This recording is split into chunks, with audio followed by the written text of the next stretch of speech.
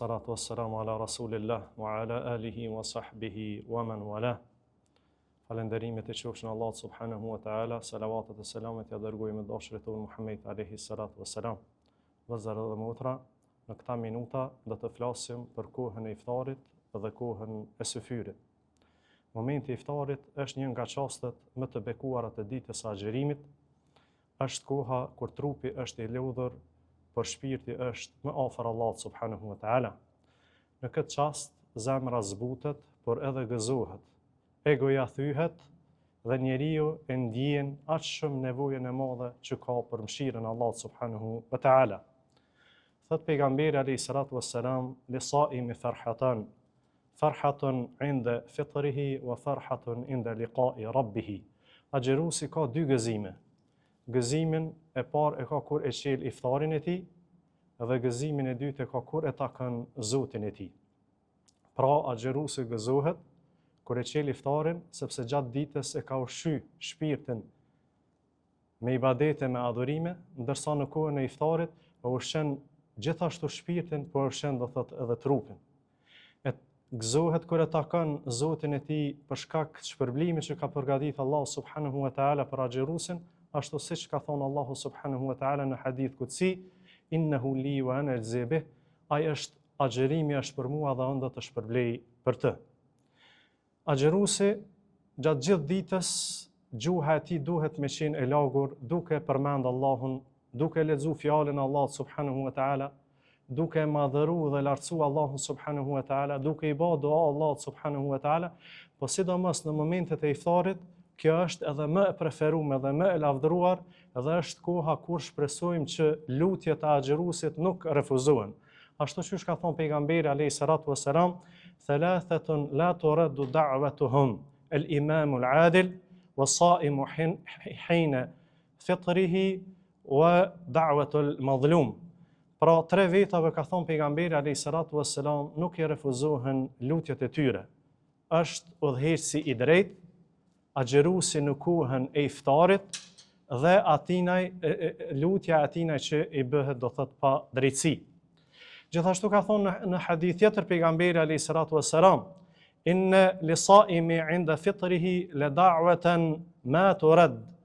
Me të vërtetë agjëruesi në kohën e iftarit ka një lutje e cila nuk refuzohet.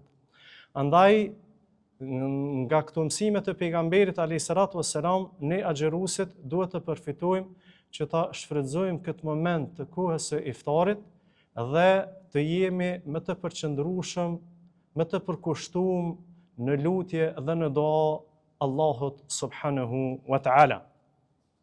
Gjithashtu vëllezër dhe motra të nderuar, do të flasim edhe për kohën e syfyrit, që po ashtu është njëra prej ibadeteve dhe adhurimeve të këtij muaji, ku pejgamberi alayhi salatu wassalam ka thonë, "Inna Allaha azza wa jall wa malaikatihi yusalluna 'alal mutasahirin." Me të vërtetë Allahu i plotfuqishëm dhe me lajket e tij luten për ata të cilët ngriten në syfyr.